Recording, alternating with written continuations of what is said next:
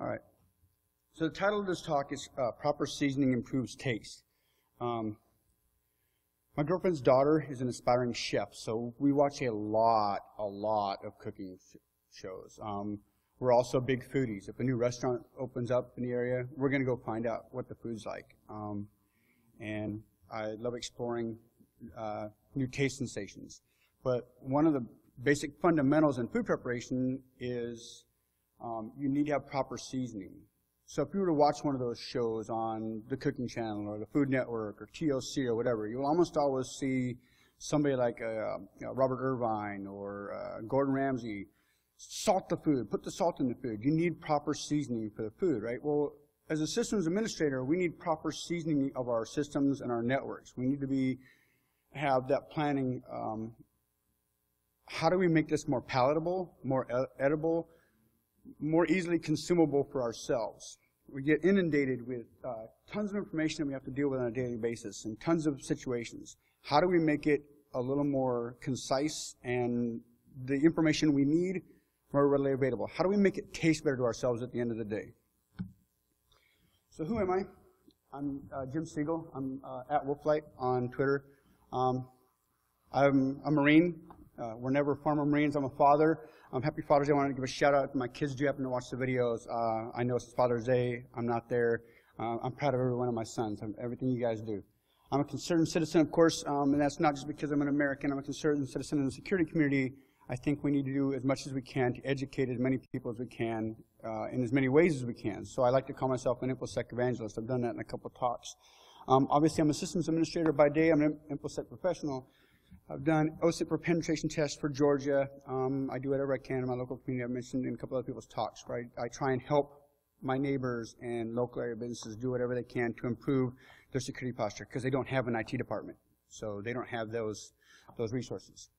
Obviously, I'm a speaker here at CCDC. I didn't put up all the other ones. I didn't do like a Jason Street. I love Jason. I didn't bring like all the badges from all the cons I've been to because that's not relevant. What's relevant today is this talk here. And while I've seen some of you at other cons, and I'll see some of you at other cons, this is the con today. So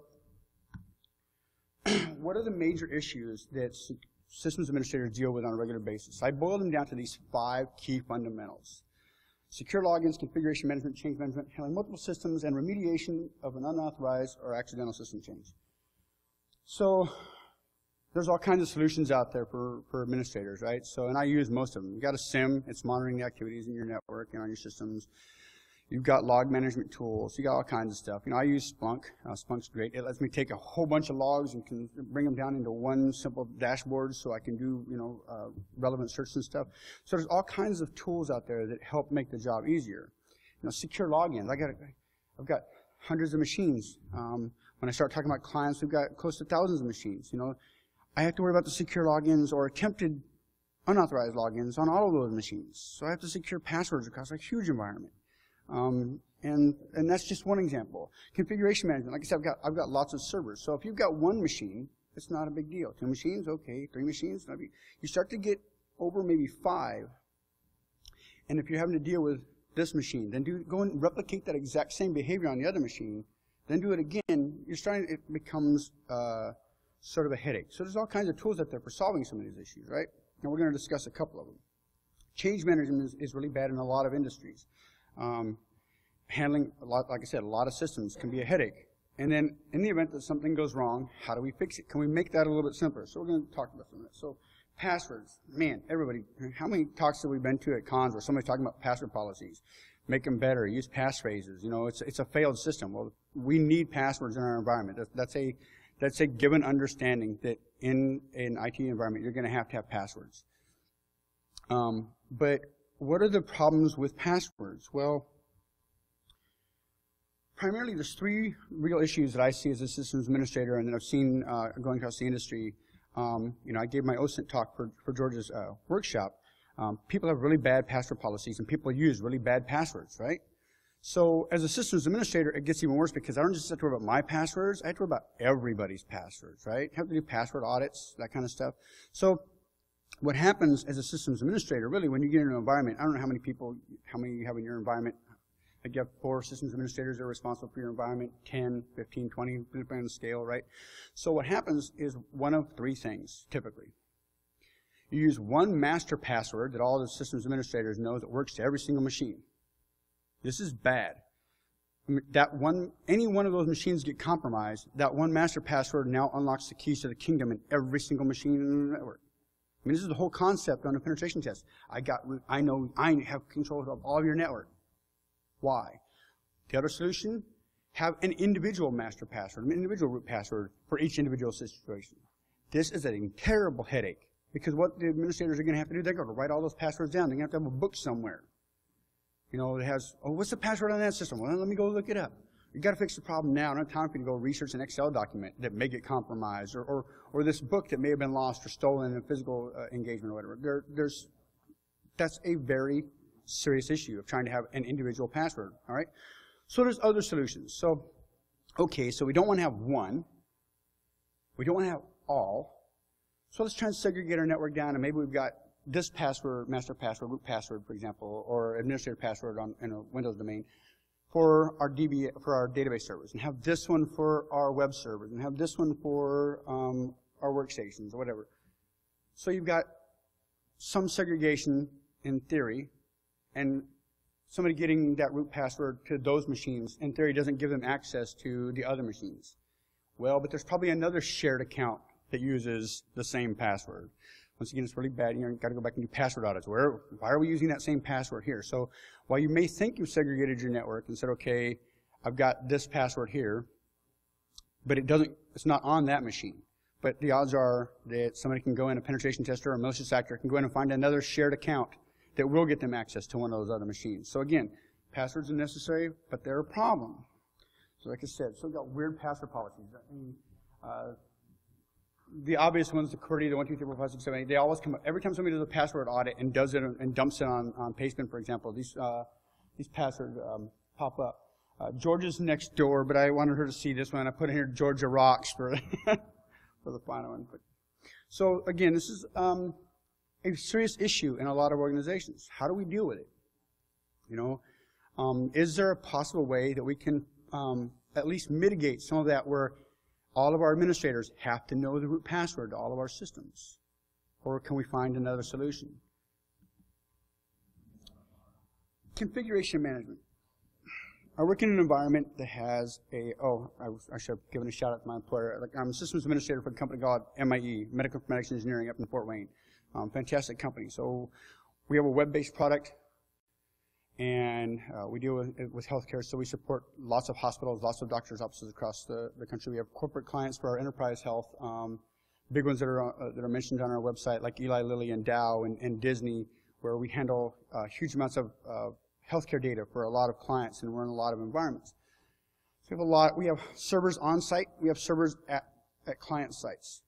Managing the configuration files for all of those machines can be a headache, right? I have to keep track of what's going on in this configuration file. How is it different for that machine? It may be slightly similar, but it may not. And any change that either accidental or malicious may cause serious headaches. So now I've got to go back and try and find out what happened, who did it. Maybe it was the other guy in my department made a typo, and now, you know, now that server's down. Now something's not working. Along with that goes configuration sprawl. Like I said, I got a lot of machines. I'm just give a sample of the Etsy folder here, but on a Linux machine. But the idea here is that any one of these could cause me problems, and I don't have to deal with it on just one machine. I have to deal with it on hundreds of machines, right? So there are some solutions out there. I hope that you guys can see some of these slides. If you were to Google configuration management, you'd see some of these. So some of them are up there. I was tasked by my employer to take a look at some of the solutions that were out there in the workspace. We wanted to look at configuration management. How do we solve this problem? You know, we're an in-house development shop. We do all of our stuff custom. But when we do something, then it has to be replicated out to all of those machines, right? So if one of our developers writes a script that needs to be pushed out to all the machines, all right, I'm going to log into this machine, I'm going to copy it to that one, I'm going to get it set up. Then I'm going to log into the next machine, I'm going to copy it over there, I'm going to get it set up. Then I'm going to log into this is a very time-consuming process, right? So how do we solve that? So I was tasked, take a look at Chef, take a look at Puppet. Great.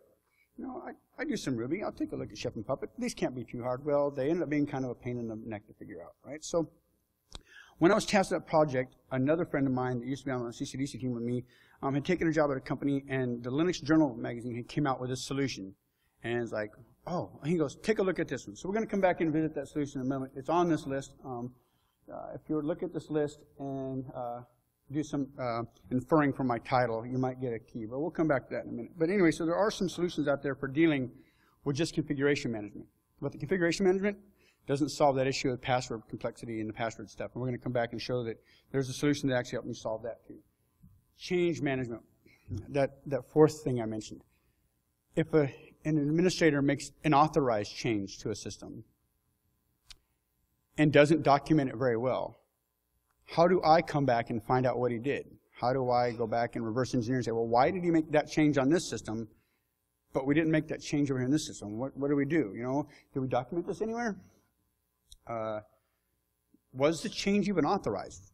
Was it a malicious actor who's compromised my network and has gotten in and made a change to something that obviously they're not going to document why they did it? So again, those come back to key factors that in my job I have to know. I have to be able to make some of those determinations. Server sprawl. So I talked about config sprawl. So there's server sprawl. So we've gone in our data center. We've gotten smarter. We've conserved instead of having, let's go buy another chassis and another motherboard. So we do everything custom in our shop. Let's go buy another chassis, another motherboard, more hard drives, everything. Spin up a whole other machine. No, we've gotten smart. We've switched to VMs. Having VMs doesn't make the sprawl less. It makes the capital overhead a little bit less. Your power consumption is less. You know, your AC needs are less. You know, your actual size of your data center might be a little bit smaller, but you've still got just as many machines or more. And I say more because I'm in a dev shop, and it's not uncommon for somebody to just spin up another VM, just spin up another VM, just spin up another VM. How do you make sure those VMs have the proper configuration files on them? It goes back to that change management. You know, it goes back to that config sprawl. You know, how do we make sure that that next VM they spin up has the right stuff on it? That it has the packages that we need, that we know that they're secure, that are the proper ones for operating in our environment. So that the next time I do a vulnerability scan, it's not, wait a minute, where did this machine come from and why, right?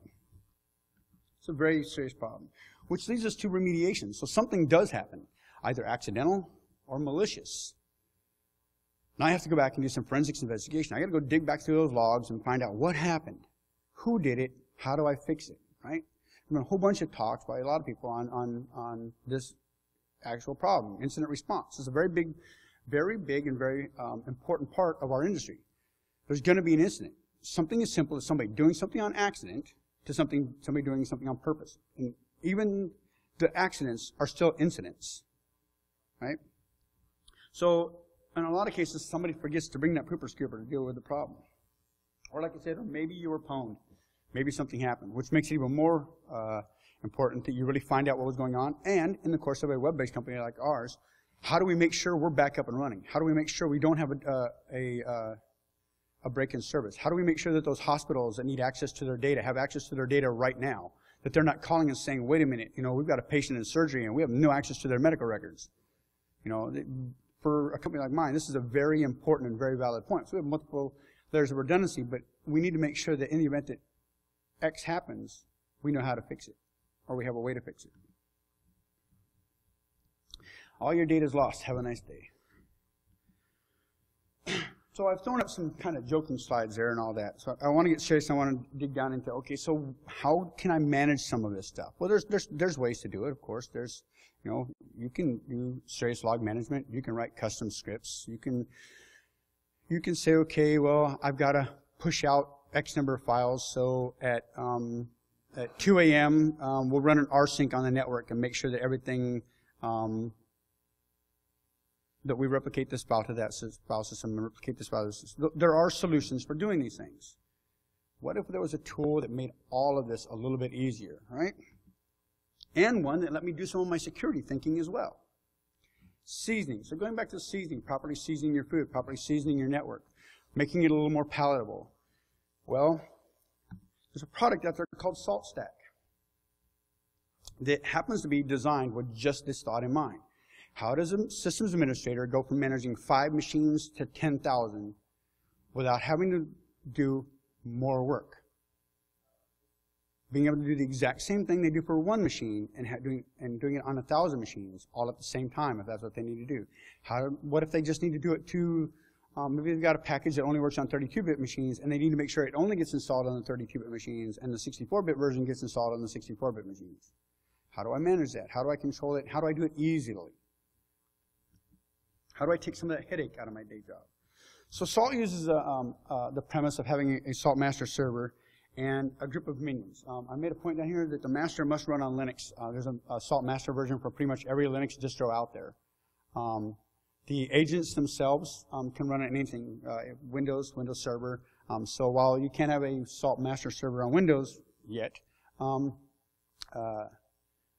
don't be confused and think that these are the only operating systems that SALT will run on. If you run a particular distribution or operating system, if you take a look at the SALT site, there's probably an agent that will run on that operating system. Again, platform support. So SALT down here, does it support AIX? No. BSD? No. Or it supports BSD, but it doesn't support HPUX. But it supports all the others. It goes all across to Windows. So when I was tasked with looking at Chef and Puppet, they were pretty good. They did the same stuff pretty much. The key things here being from a security professional and my environment was, did it support my environment? Yes, they did. Okay, they all did, but it came down to ease of use. Which one I felt the most comfortable with? Which one, when I was doing my testing environment, set it up and boom, it goes. Set it up and boom, it goes.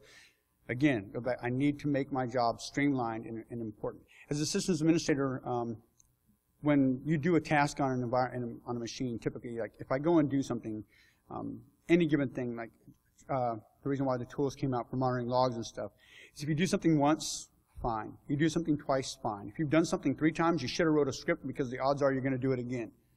Automate it, right? So automate it. That's the concept. Automate this. So back to the secure logins, the first thing I mentioned, passwords.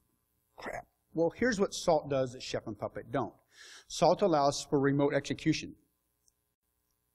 So from the SALT server, I can execute a command on the SALT server, and it will, well, I can run the command on the SALT server. It will execute on the minion and bring me back the results.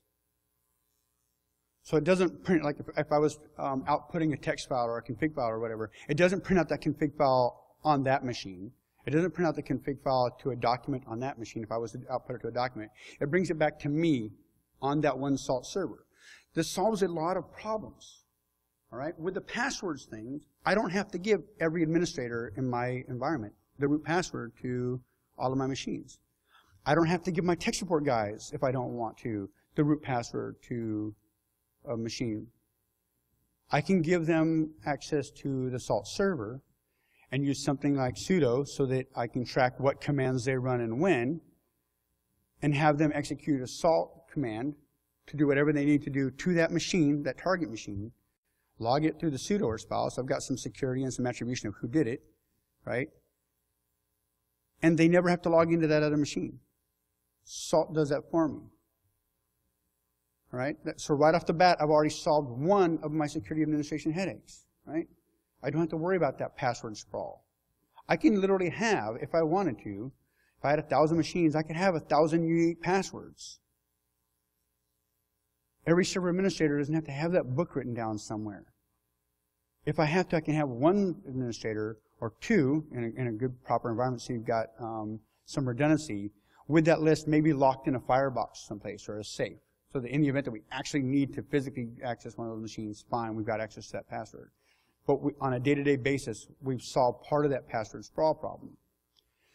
So I've been asked, well, doesn't that mean if somebody compromises the SALT server that now they've got access to all the keys of your kingdom, like they would if they had that one master password?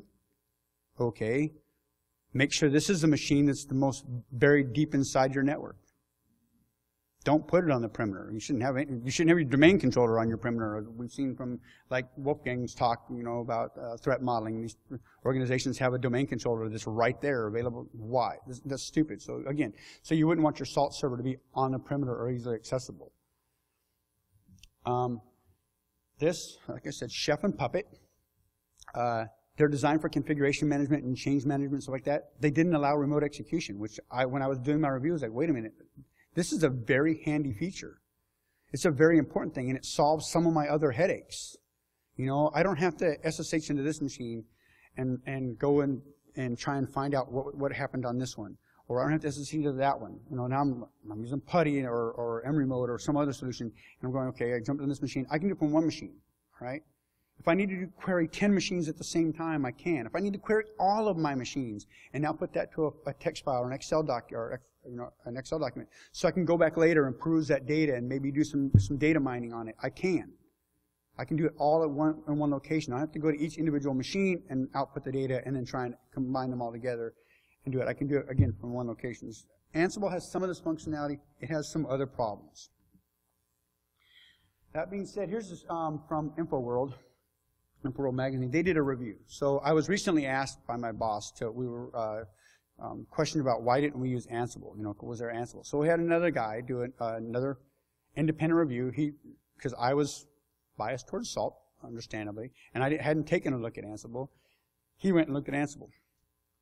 Came back, and during this process, I was asked, why didn't I do Ansible? I said, well, you know, here's my opinion. One of our developers, and our developers got involved in looking at some of this stuff too, right?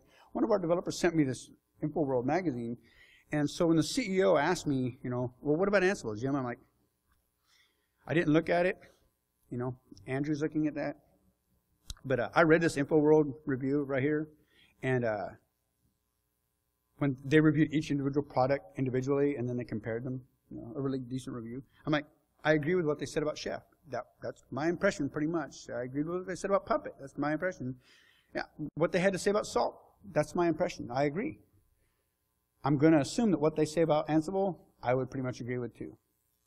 Right? So no, I didn't take a look at Ansible. When Andrew finished looking at Ansible, he came back and said, no, Jim's right. We need to use Salt. So I don't have anything really bad to say about Ansible. I would just say, you know, of the reviewers, I mean, Puppet Enterprise gets a slightly higher score than SaltSec Enterprise. That has to do a lot with the industries that are typically using it. That being said, there are a lot of industries that are using Salt. You know, if you go to the Salt website, you find out people like Cisco are using Salt. Other ones, people that are dealing with huge lot of sprawl are using SaltStack. So that I'm not here to push SaltStack. I'm saying there are solutions out there. This is the one I use and one that I highly recommend. And for systems administrators, you need a tool. And if you're not using one now, you might want to examine using one. Configuration management.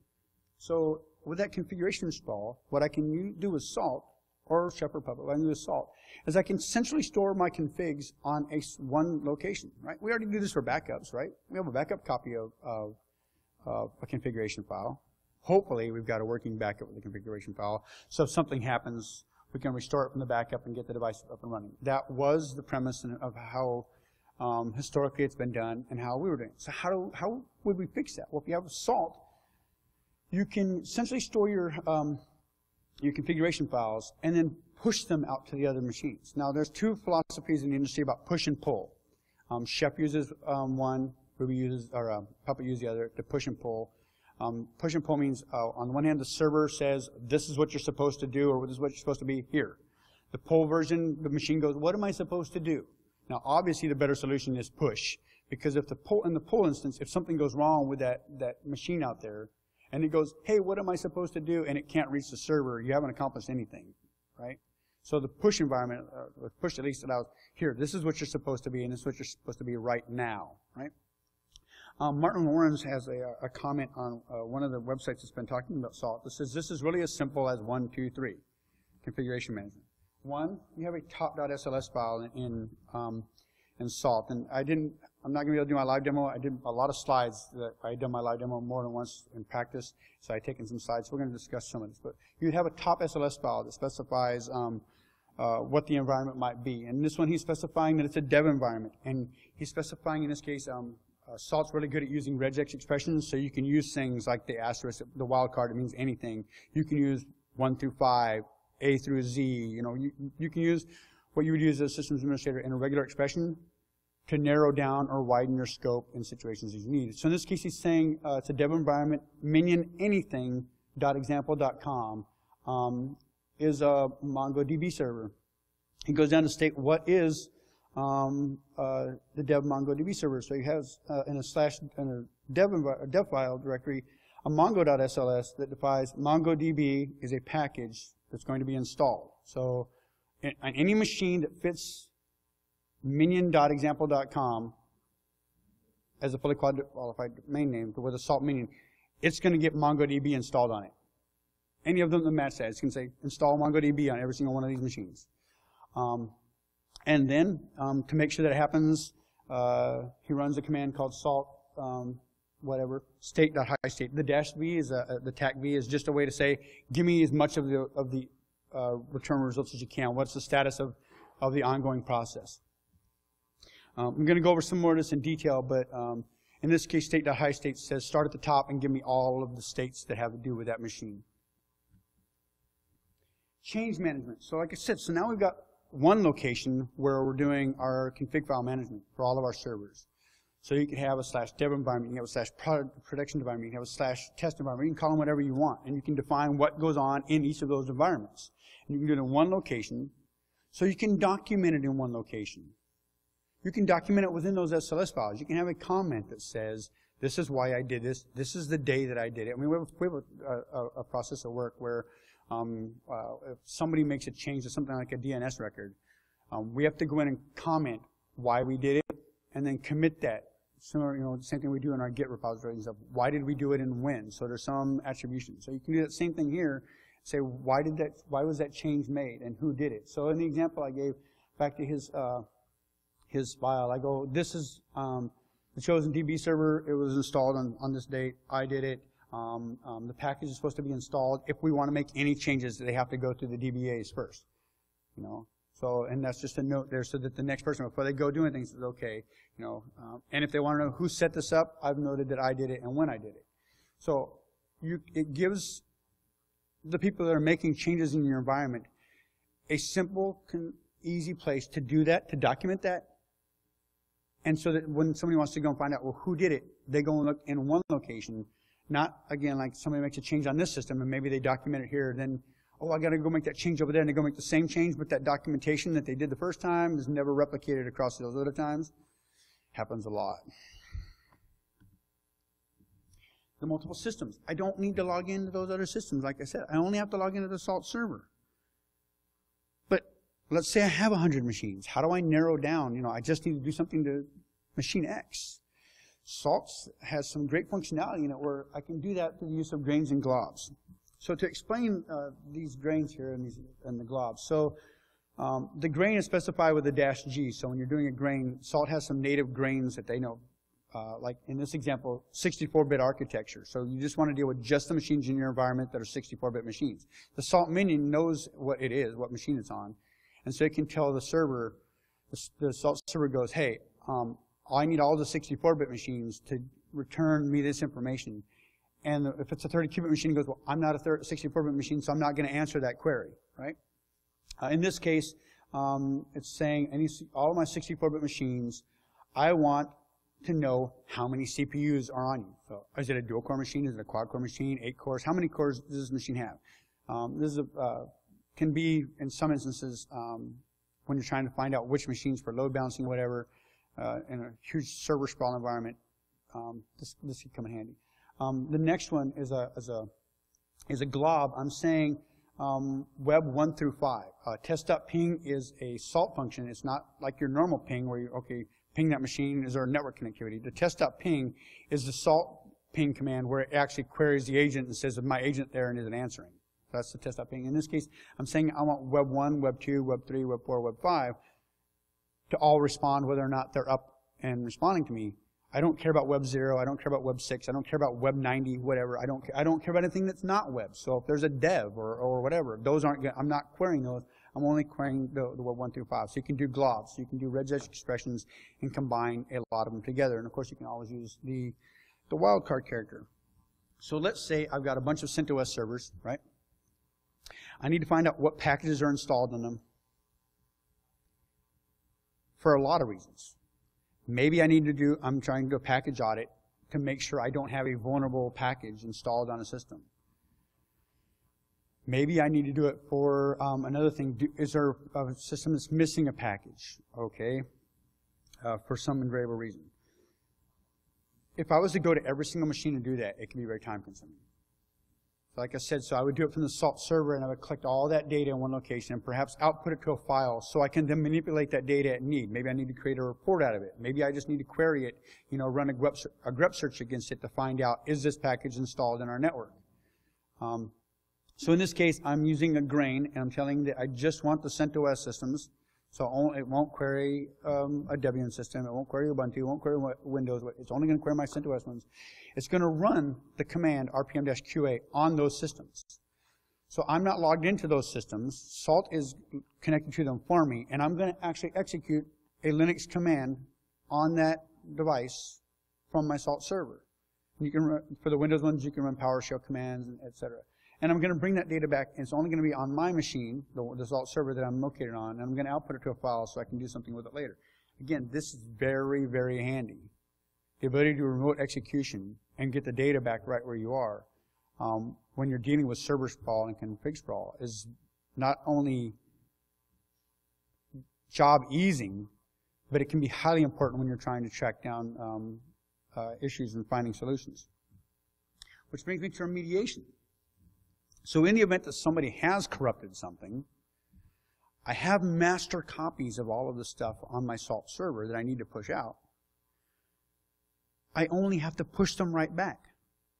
Something gets, maybe one of the tech support people or maybe the other administrators or whoever logs into the machine, I can fix that, and they make a change, and now they've made it worse.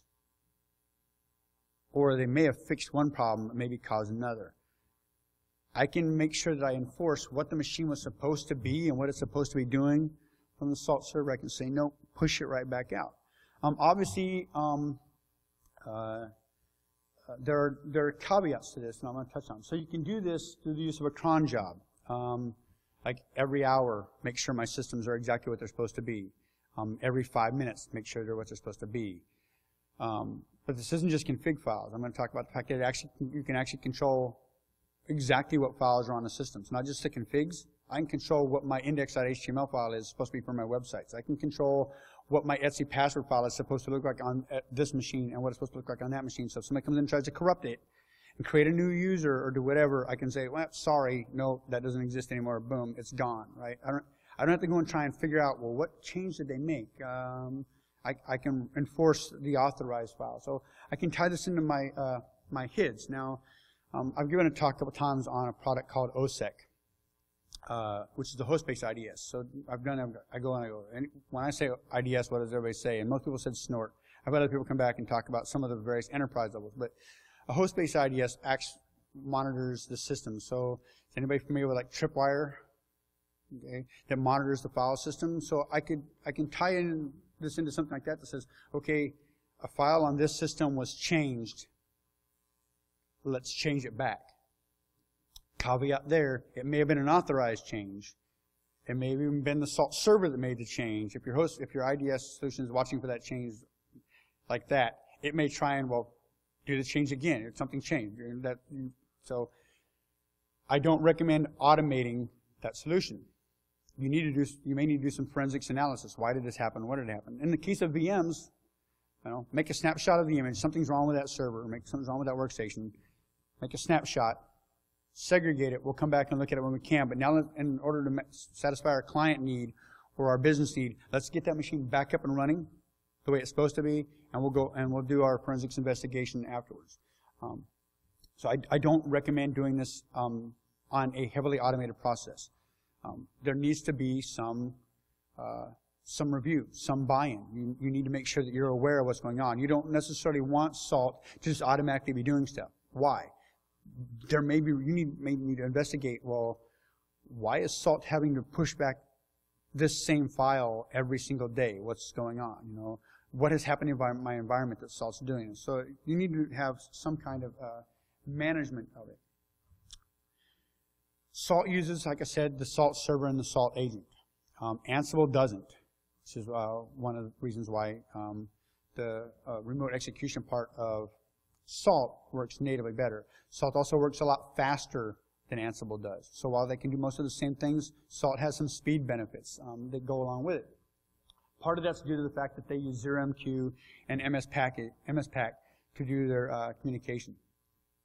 There is an alternative that's been in alpha for a while, Salt SSH. So if you want to use Salt in an environment and the agent's not installed on that machine, you can still use some of the Salt functionality. They're adding to it constantly on a regular basis to execute remote commands and push stuff out to those machines. Anything doing with files that currently must be wrapped in order to get those files over to the machines. It's a little bit slower. Salt has its own native encryption that it does in its process. So if you wanted to use Salt SSH, so it's going to do its own native encryption. It's going to do, and it uses AES, so it's going to do its own encryption. Then you're going to pass it to OpenSSL or some other SSH solution that you're using. It's going to do more encryption on top of that, which is more CPU overhead. It's going to make the packets even bigger. It's going to slow the process down. There's some testing. If you were to go out and watch some of the videos, if you look up some other Salt talks and some other videos, they show some testing of what they've done with Salt SSH, and they go and run a command using the Salt agent on 100 machines, and they get the results back in like 5 seconds. They run the same command over Salt SSH to 100 machines, and it takes like 2 or 3 minutes. So there is an exponentially longer time when you add in that additional CPU overhead and the additional packet size, and you're dealing with networks. It can mean a little bit more of a burden. That being said, I was asked, well, can you use Salt SSH to then install the Salt agent on another machine? Well, yeah, if you've got working SSH credentials on another machine, you could use Salt SSH to connect to that device and then install Salt. So now you can go and use the agent. It's a very good idea of how to get Salt installed on a machine that doesn't have it on it already. So securing traffic and defending the castle. So the idea is, like I mentioned, if somebody compromises a root password that's spread across your entire environment, or they compromise one machine and there's a shared credential on that machine that goes to another environment, this Salt obviously solves part of that problem. All the traffic between a server and a minion, of course, are encrypted. They're using AES encryption. Only an accepted minion will communicate with the server. This is important. And somebody asked, well, why would you even make that comment? Well, if anybody's ever had to deal with like a rogue AP in their environment, somebody comes and plugs in a pineapple in your network, or a pony plug or something. The idea of having a rogue device in your network that you're unaware of is it's an important security concern for us, right?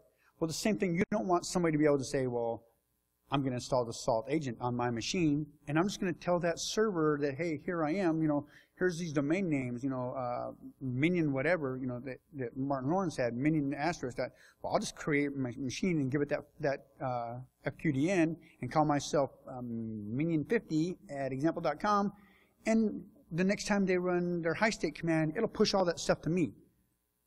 And now I'll have all of their stuff. No.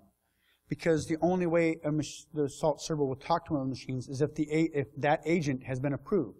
So when the agent starts up and you go into the minion and you tell it, this is the server that I talk to, this is the server that I'm willing to communicate with, somebody has to go on the Salt server and say, okay, yes, that is one of my trusted minions. It doesn't automatically become trusted. There's not an automatic trust. It has to be specified, which is actually pretty simple too.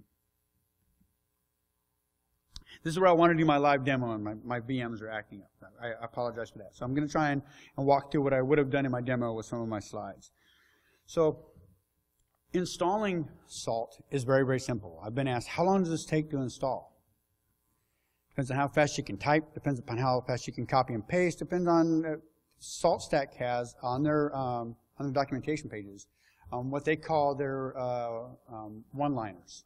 They've got one-liners for a bunch of different operating systems, a bunch of different methods. These are a couple of them that I would typically use. First one uses curl, goes out and downloads a bootstrap script that does all the work for you. You can do the same thing with GitHub. You can even do the same thing for the master. So the first two commands up there are downloading and installing an agent. And the one down on the bottom is doing the same thing for a master. So literally, you type in this command, boom, hit enter. It goes out, runs over to SaltStack's GitHub site, downloads the bootstrap, and does all of the installation for your operating system, whatever that operating system is, and installs it for you. You don't have to worry about the dependencies. They like I said, for most of the operating systems, they've solved all of that for you. They're going to install the necessary packages to make it work, and it's going to set it up so it communicates. That being said, one of the problems that's in the install, that there's some discussion, can we fix this? And they're like, yeah, we'll fix it. When you run this command and you do the install, it starts the salt minion.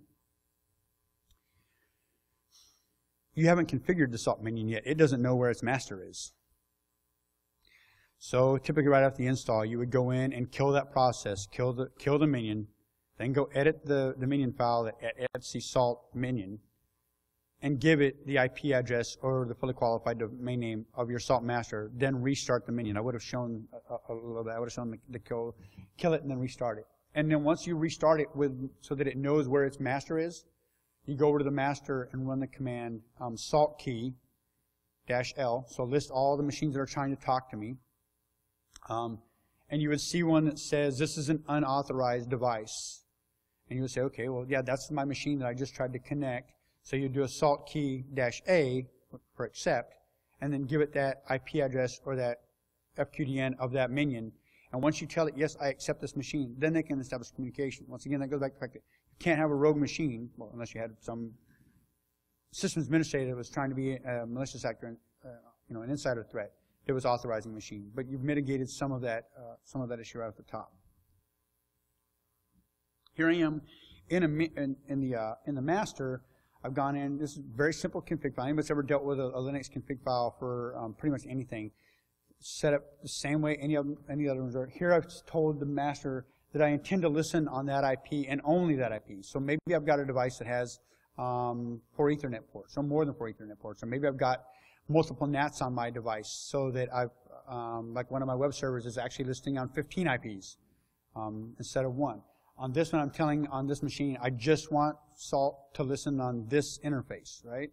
So I don't care if some other rogue traffic tries to talk to me on another interface to my Salt server. It's never gonna, I only want to listen on one. I'm a firm believer in whitelisting and limiting which devices can talk to which devices. So in this case, I'm telling my master, listen on this interface.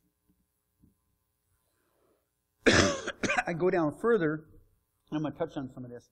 Salt runs its own simple file server that lets it keep track of what you're doing. So they have here, they've got some examples of how they set up some environments. So you can have your own base environment, you can have a dev environment, you can have a production environment. You can have one called QA. You can have one called fun time. Whatever you want to call your environments, you can call them what you want. And you can set up where Salt should expect to find files. So when a minion needs something, where do I start looking in the file system? Kind of like a rooted environment. Where am I locking down this file system? So it's not like those minions are going to pull a file from the master's own configs. It's only going to pull them from this file system that you've designated. In this case, for the demo, I set up a base environment that just starts at SRV Salt. If I go into that SRV Salt, going back to those SLS files, I was doing some stuff with cups. I wasn't going to demo that. It's in there. So I've got my top SLS, and then I've got a subdirectory called web server. If I look inside of top SLS, and by definition, when you first start, you have to have a top. That's where, Salt's going to work down the stack. So it's going to start at the top. So you would have to have a top, defining what the top is. In this case, I defined 2 minions, Salt Minion 1 and Salt Minion 2. Salt Minion 1, I was doing stuff with web server. Salt Minion 2, I was going to do some stuff with cups. So on Salt Minion 1, I've defined web server. And so web server, well, there's a subject up there for web server. Well, right. So what I've said here is, whenever I run a high state command, Salt would, and there's other states you can run, but high state's the top one, the widest one. If you really want to get involved in this, yeah, take a look at Salt and see that you can get very explicit in what you do. But it starts at the top. So say, do I have a machine that matches Salt Minion 1 in my environment? Yes. What do I need to apply to it? Do I have a thing in Salt Minion called Salt Minion 2? Yes, I do. What do I need to apply to it? I could have had base and then web servers, file servers. You can step down this in the hierarchy to the degree that you need to. And again, it puts it in one easy location so you can manage all of them. I was trying to demonstrate this in a pretty simplistic manner so it wouldn't be too over the top. So if we take a look at what's going on in the web server, so well, yeah, Salt Minion 1, it's a web server. So what is a web server? Well, if we go to the web server directory, we'll see there's an index.html and an init.sls. So your base of your file system must have a top. That's where Salt, so Salt knows where to start at. Below that, whenever you go into a new environment, you init that environment. You initialize it, right? So in my init.sls, I specify, well, here's what a web server is in my environment. It must have Apache. In a CentOS environment or an RPM-based environment, that's HTTPD. In a Debian-based environment, it would be Apache 2. So I could even specify, is this operating system, install this one. Is this operating system, install that one. Salt will let you do that. So you don't have to worry about, well, now I've got to have a whole separate one. No, you can specify this operating system environment, do this one. This operating system environment, do this one. Again, this was going to be a pretty simple demo just to give an idea of where to start at. So in this case, it says, okay, for a web server, it has Apache. What is Apache? Well, it's a package. Okay, it's a package. It needs to be installed. If it's a new machine or something happens to a machine and that package isn't there, Apache's gone, let's make sure it's installed. Let's go to the repos. Let's get it. It can be our own repo. It can be the public repo. Wherever. Let's go get that package. I mean, and you can define that in your environment. So it's also a service, and because it's a service, we need it up and running. We need that web server up and running. And this next part is not a completely necessary part, but it's recommended in the SALT documentation for ensuring that things happen properly. If I had forgotten to put the package installed up there, I can say the service that's running, it requires this package, Apache, and it reiterates that package needs to be there. You can't have the service up and running without the package. You'll also notice there's an index.html in that web server definition. So that index.html says, well, here's var www html index.html. And it's a file that I want managed, and it needs to come from my Salt server, so under serve Salt, and then it needs to go from web server index.html. What this is saying is on any machine that matches the web server definition, in this case right now just Salt Minion 1, that file, var www html index.html on Salt Minion 1 must be the file that's located at web server index.html, this file up here. The one I have on my Salt server must be the one that exists on that machine. If it doesn't match, if something's happened to that file, replace it with the known good working one I have right here. And again, this requires Apache. So how does that have to work with my machine? So if I look inside the index.html, you notice I created a simple HTML file for my demos that just says that I created the file and revised it back on 22 May so that in the event that something happens, somebody browses to that website, if it doesn't look like that, let's put the right one back, right? Well, so you get on Salt Minion 2 when you fire up the web browser, and you go to 1.1.2, which is supposed to be Salt Minion 1, and the web server is not up and running, right? I can't connect to it. You go on Salt Minion 1, I do a check and see the Apache status. Apache stopped. It's not even up and running. I also show that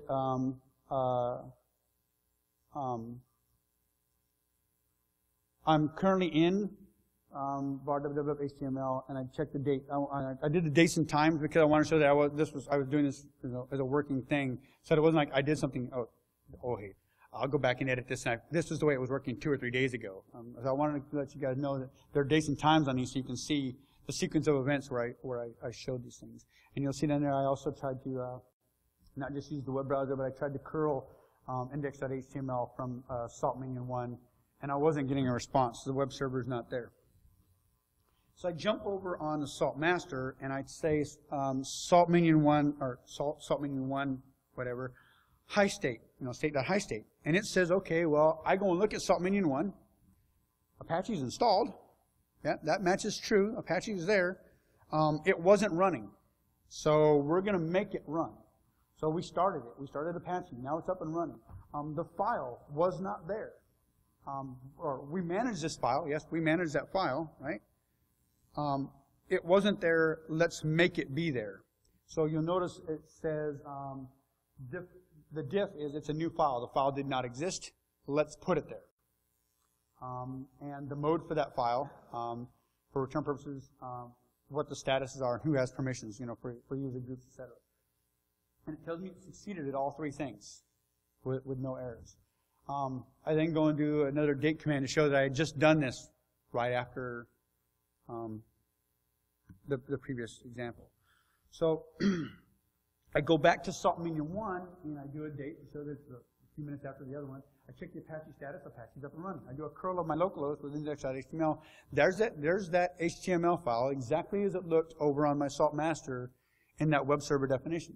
I jump over to salt minion 2, pull up the web browser. There you go. It pulls down. Yep, that's what the website's supposed to look like according to my definition. And I curl it to show that, again, the same thing. So the situation there was the server wasn't up and running. There was no working web server, right? Not only was there no working web server, but the HTML code for that website didn't even exist on that machine. If you had even started the Apache server, big deal. It would have been empty content. It wouldn't have been the right content. With one simple command, I did three things. I made sure Apache was installed, I made sure it was up and running, and I made sure that the right and valid content was in existence. With one command. So, let's be a malicious actor or an accidental. So I go in, go back over and on salt minion 1, and I go in and I edit. I go in with vi, and I edit it, so now it says I corrupted it with a demo. All right? This is going to be the wrong HTML code. Anonymous just came in and defaced me, or some other accident, or some other thing. And I go to the browser on salt minion 2, and I show you that when you browse to that now, somebody defaced my website. Trying to find that defacement, maybe way down in your CSS, or way down in your JavaScript, or way down in your PHP, or maybe it's a redirect, can be a very time-consuming process. I need to get my server back up and running. I need to get it back up and running now, and it needs to have my content. So for forensics purposes, I would make a copy of the existing state of the web server, back it up, whatever, and then restore with salt back to my working environment as fast as possible, so my clients, my business are doing business, and I can go back and do my forensics investigation afterwards. Without a tool that manages your configuration files, you have to take that server down and segregate it and go back and do your forensics analysis. And maybe it's out of service for X amount of time, or you just say, just get it back up and running and forget the forensics analysis. This method allows me to get it back up and running quickly, and a smart administrator would make a copy of whatever is wrong so I can go back and do the analysis later. When I run the state.high-state after the file was corrupted, the salt server goes back. Remember before it said it was a diff and it was a new file, right? Okay, it was a new file. I just installed it. That's fine. So what salt did now when I ran the state.high-state is it said, yeah, that's a file. We manage it. This is where it's supposed to be. We updated it. We put the right version back on that machine. Not only does it tell me that it put the right version back on the machine, it shows me where the difference was. It will compare what it was before, what the defaced value was, or the incorrect information was, and what the new version, the right version that I replaced it with, what that change was within that file. And again, it succeeded, and I showed that this would happen minutes after me corrupting it. And if I browse back to that website, it's back to being the right way. Again, dates and timestamps and everything to show that this was a working. I wanted to do this on the fly for you guys, but I had the same problem when I did this talk for my job on Thursday. They're like, oh, you're giving this talk? Can you give it to us? We use this in an environment, but our DBAs and the C-suite, they knew we were doing stuff, but they didn't know what we were doing or how it worked. They just knew we were doing it, so they wanted me to give this talk. So in summary, going back to what I said were the 5 big issues that I see and that others that I've talked to have seen as systems administrators, the problems that we're dealing with are managing who's touching our servers, when, and why. And are they doing it securely? Do I have good password policies? Do I know who's touching my systems and when? Do I have a person that's touching my machines after hours? We use tools to manage that kind of stuff. This allows me to have, I don't care who you are, you can't access that machine unless you have access to the salt server. And by doing that, it's essentially located. I'm not having to check secure logs on 50 machines on a daily basis to find out who did what, right? I still have to do that, but this, I shouldn't have a secure log filled with hundreds of logins, for example. I should have, and if I do, they're probably the malicious attempts, not the valid logins. It allows me to centrally control my configurations and manage them in a cohesive and simple manner. It allows me to do some change management. I can document it in one location. Revision control can be a very big issue. I'm in a software development environment. There's revision control is going on all the time. What changes did we make? Why did we make it? Where do we need to roll back to in the event that we find out that something didn't work? What were our steps to take to get here? So can we roll it back? Handling multiple systems, like I said, through the use of grains and globs, I can control all of my network at once, or I can control just a segment of my network. I can specify just which machines I need to deal with. And then it allows me to do some remediation. In the event that something happens, I can make sure my machines, my services, my files are back the way they need to be as quickly as possible without trying to find out, well, what the heck happened? What did they break? You know, segment that machine, make a copy of it, make a snapshot, get the working version back up and working, and we'll do our analysis afterwards. I want to thank you guys very much. I want to thank CirclecityCon for allowing me to come here and talk. I'm very honored to be here. This is my contact information. I like to point out to people quite a bit that if you're at a con, most of us who are speakers, when we put our Twitter handle up there, it's a actual invitation. We're not saying don't contact us. We're saying feel free to contact us if you would like. That's my personal email address. George says, well, why don't you put your James at Bulb Security email address up there? That's my personal email. I can tell people that's not my work email. It's not my day job email. It's not my Gmail account. It's not my Hotmail account. When I fire up my desktop and I open up my email program, that's the one it pulls the email from. So if you have any questions or you have more information or whatever, that email address actually reaches me 4 or 5 times a day checking that email. So that's if you want to talk to me, feel free. That's my personal website. Like I said, I do stuff for my community. I try and be a InfoSec evangelist about fixing the other issues in our industry. I like to tell people, my security perimeter isn't my firewalls at work. It's not even my firewalls at my client sites. My security perimeter is global. I mean, unfortunately, I have to worry about the actions of every single possible person on the planet at the end of the day because they may touch my networks. They may touch my clients' networks. They may touch my family's networks. So security is not just something I work in. It's a field that I believe a lot of us in the industry, we want to fix the problems, but we can't do it alone. So that's my contact information. Again, I appreciate you guys being here, and I hope that I've at least given you an idea of a way to solve some of the headaches in your environments. Any questions about SALT or...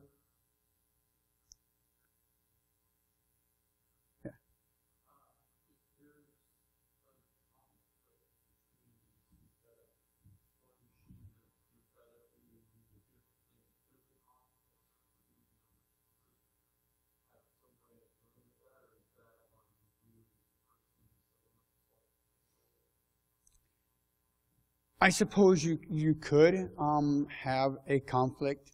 I can't think of what one might be off the top of my head, where perhaps you had defined a machine as both a web server and a file server, and so you're having it manage this file from, like in your web server definition, you said manage this file here, and then in the file server when you said manage the same file but bring it from here, that would be a pretty strange conflict, but it would be possible.